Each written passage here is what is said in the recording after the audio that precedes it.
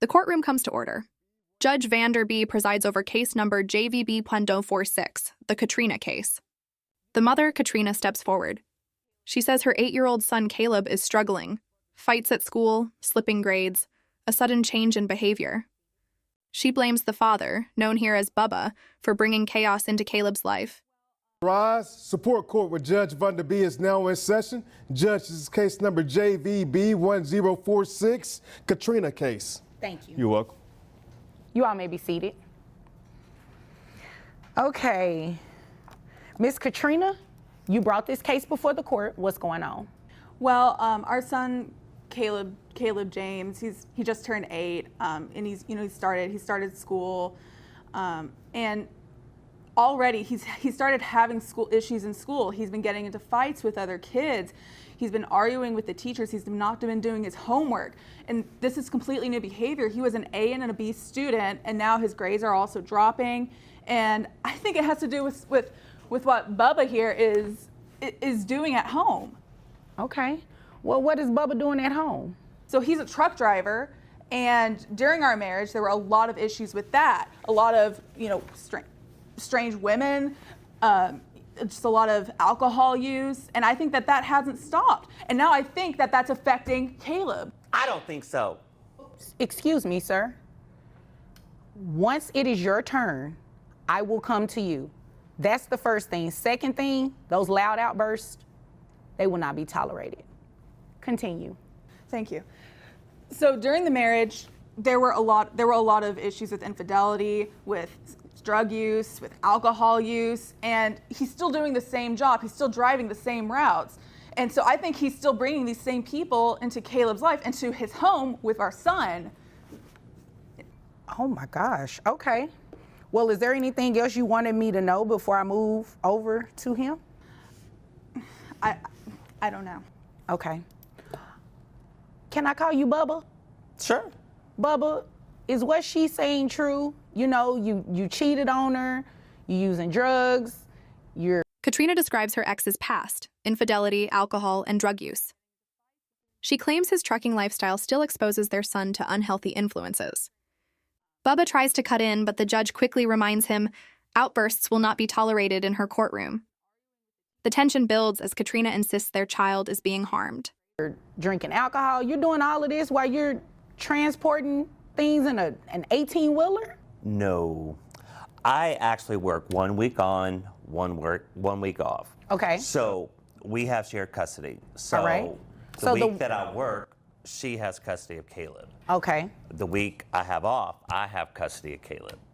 All right. Now, some of the things she's saying, yes, I do drink sometimes, Are you drinking while you're driving that 18-wheeler? I do not drink while I drive, no. All right. I drink occasionally when I'm home.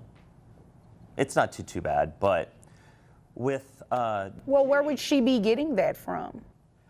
Well, I have a lot of female clients that I do transport for. So she thinks that I'm, getting these jobs because I'm sleeping around, which she's very promiscuous herself, so... Oh. Yes. Caleb has told me that she has brought in a lot of men around him, and he doesn't know who they are. Now it's Bubba's turn. Calmly, he explains his schedule. 1 week on the road, 1 week at home. Shared custody. He admits he drinks, but never behind the wheel. And he pushes back hard, accusing Katrina of her own reckless behavior, saying Caleb has seen strange men around her home. The courtroom grows tense. Okay. So Caleb is just seeing a lot from the both of you, sounds like. Maybe not. Okay. And Caleb, he's 8. Who pays health insurance for Caleb? I do. All right. How much do you pay? $75 a month. Okay. And Miss Katrina, you're looking for him to pay child support? I am. Based on what?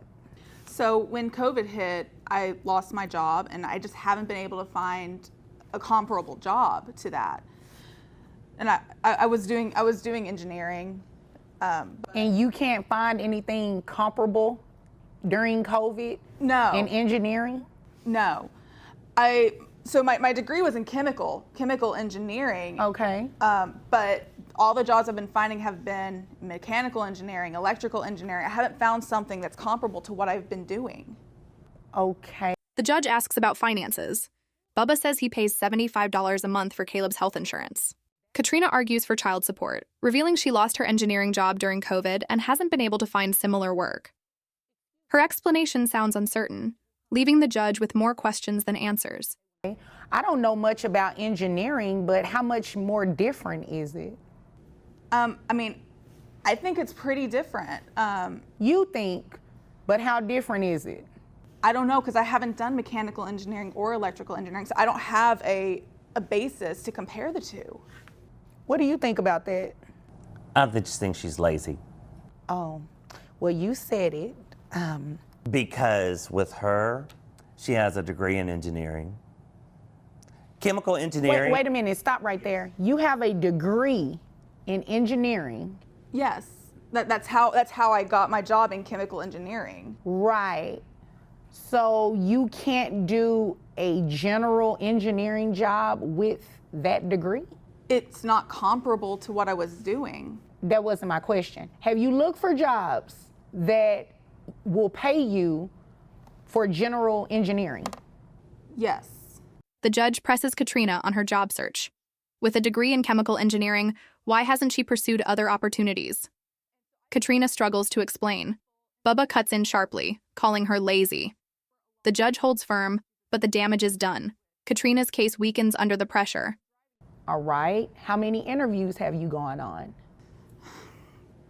3 or 4 in the last 6 months. 3 or 4 in the last 6 months, and they all said no to hiring you? Yes. That's interesting. I saw you signal over here. You said 0? Mm-hmm. How do you know, sir, that she hasn't gone on any of these job interviews?